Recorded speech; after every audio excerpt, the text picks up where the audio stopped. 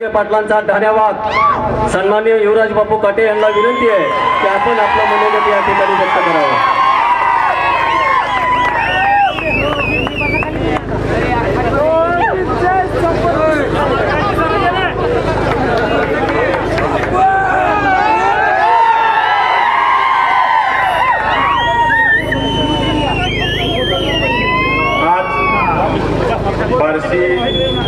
विधानसभा मतदारसंघाचे उमेदवार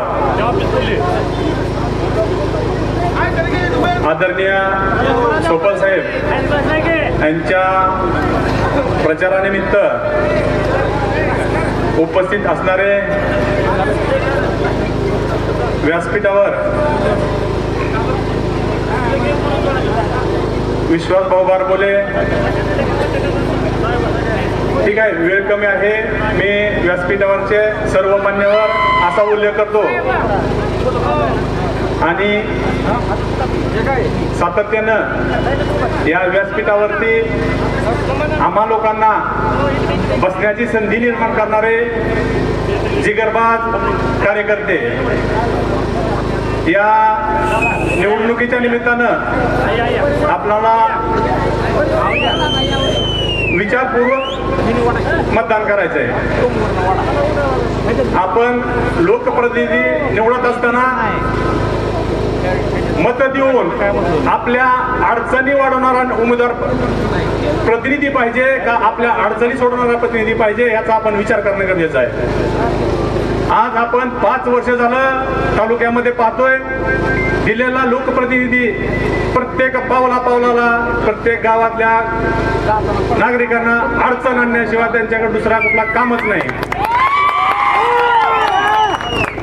आणि ह्याच बाबतीत दुसरी बाजू पकडायची म्हणलं तर तुम्ही मागच्या 5 वर्षातला कार्यकाल बघा, सोपल साहेबांनी कुठल्याही गावातील कुठल्याही कार्यकर्त्याला अडचणीत आणण्याचा थोडाही प्रयोग केलेला नाही। यांचं अडचणीत आणण्याचं काम हे सोबत बसलेल्या स्टेजच्या कार्यकर्त्यापासून सुरू होतंय ते आपणापर्यंत सगळ्या विरोधी पार्टीपर्यंत सुरू होतंय। याचे आपण तुमच्या जवळपासच्या सगळ्याच गावचे आपण उदाहरण बघा, जवळगावापासून उदाहरण बघितलं तर कळलं की तुम्हाला स्टेजवर बसलेल्या कार्यकर्त्याला सुद्धा सोडायचं नाही। जवळगाव असू द्या, बावीचे डोयकोडे असू द्या, आगळगावचे मोरे असू द्या, हे नावं सांगितली तर 1000 कार्यकर्ते निघतील, हे त्यानं सोबत असणाऱ्या एकाही कार्यकर्त्याला सोडलं नाही। बाबांनो विकासाच्या गप्पा मारते, विकास हा फक्त विकास त्यांच्या एका कुटुंबापुरता विकास झालेला आहे।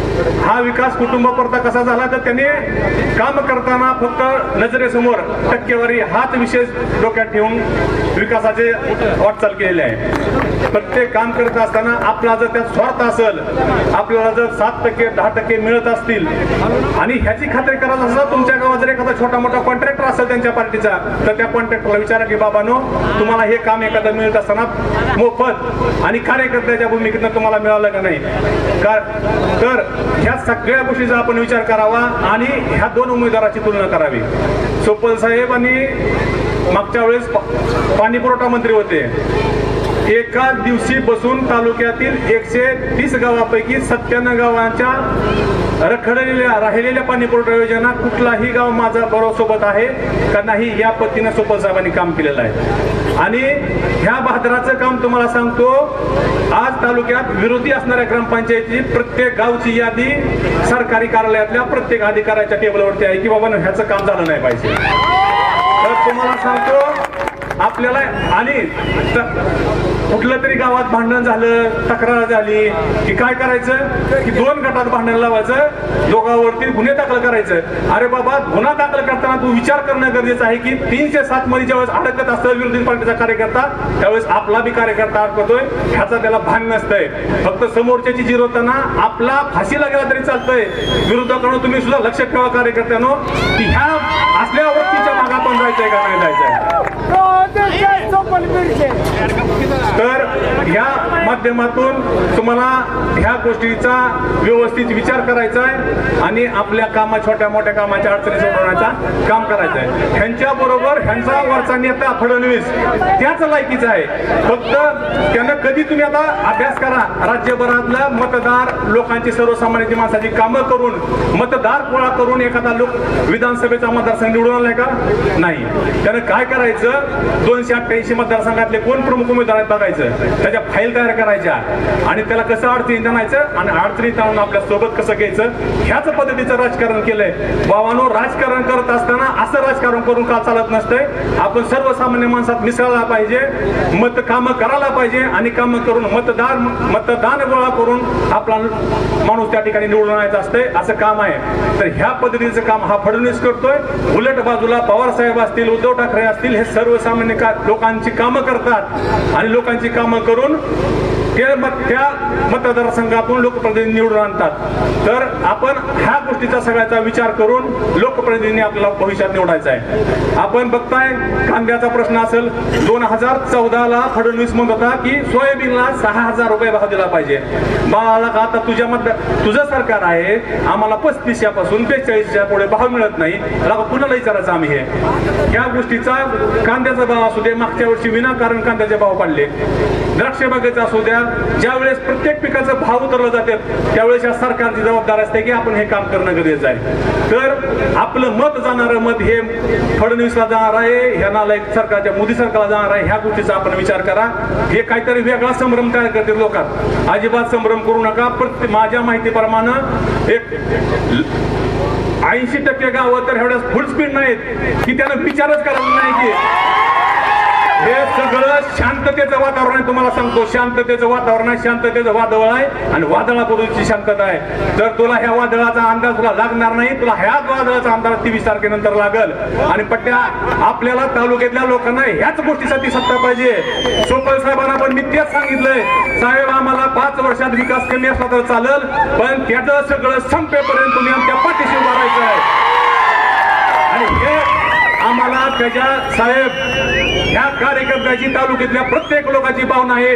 आम्हाला त्याच्या घरातल्या तुम्ही दुसऱ्या एका सुद्धा माणसाला त्रास देऊ नका. फक्त ह्या बाप लेखाचा सगळं संपेपर्यंत तुम्ही आमच्या पाठीशी आणि सगळ्याला सांगतो, त्यांना कुठं कामगिरी करू द्या, दादागिरी करू द्या, ह्या गोष्टीचा विचार करू नका. दादागिरी करणं हे तुम्ही लाखो कार्यकर्ते कुठंतरी एखाद्या रस्त्यात उभारला, कुठंतरी गपचूप सापाला त्याच्या अंगावर जायचं, त्याला कुठंतरी बोलायचं, पुन्हा टेटस ठेवला तर एखादी शिवी द्यायची. अरे बादर आम्ही सगळंच करतोय, आम्ही रोज मार्चिक आहे तुझ्या दारासमोर रोज जातोय. तू कधी पण पट्ट्या अडवून दाखव माझं तुला आव्हान आहे. इथून कोणी कुठल्या गोष्टीला घाबरायचं नाही, कोणी कुठल्या गोष्टीला मागं करायचं नाही. सोपं साहेबांनी फक्त या सभेत आम्हाला शब्द द्यायचा आहे की आपण निवडून आल्यानंतर, आपलं सरकार आल्यानंतर फक्त या 2 बाप लेखाच्या मागं लागायचं, त्यांच्या चौकशा लावायच्या आणि ह्याला निष्ठेनं करायचं. एवढं बोलतो मी थांबतो. जय हिंद, जय महाराष्ट्र. वैरागकरांचा हवाला या ठिकाणी दाखवावा. सन्माननीय मकरंद मालक निंबाळकर.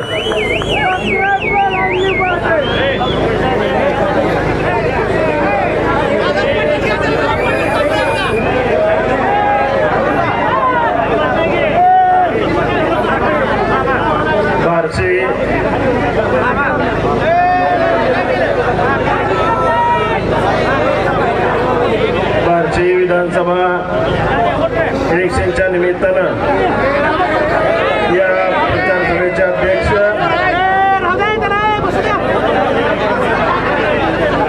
आपले उमेदवार व तुम्हाला सर्वांचे नेते आदरणीय सुपरसाहेब, माजी नगराध्यक्ष विश्वास भाऊ, युवराज बापू, स्टेजवरील सर्व नेते मंडळी आणि समोर उपस्थित असलेले सर्व वडीलधारी मंडळी आणि तरुण दोस्तांनो, आता बापूने एवढं जोडलंय की आता काय जोडायची गरज नाही. कारण मागच्या 10-15 दिवसापासून आम्ही प्रत्येक गावात फिरत आहे. फिरत असताना अतिशय चांगली परिस्थिती आज आपल्या तालुक्यातील प्रत्येक गावातील आहे. आणि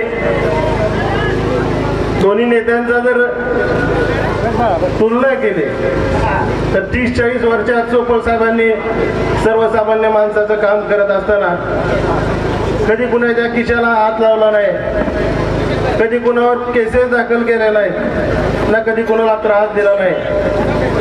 परंतु मागच्या 5 वर्षात आपण पाहिलं असेल की ज्या माणसाला आपण निवडून दिलं त्या माणसानं प्रत्येक गावातील कोण प्रमुख आहे त्याच्यावर गुन्हे दाखल करणे आणि गुन्हे दाखल करून तुम्ही आमच्या बरोबर या मग तुमच्या केसेस मिटवतो, ह्या पद्धतीचं राजकारण मागच्या 5 वर्षात झालं.